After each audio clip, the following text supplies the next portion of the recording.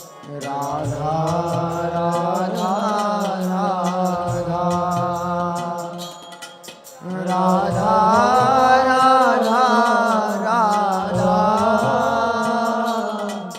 Radha Radha Radha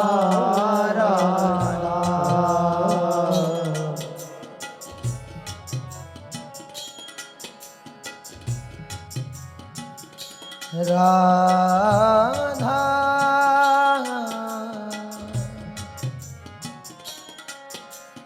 Radha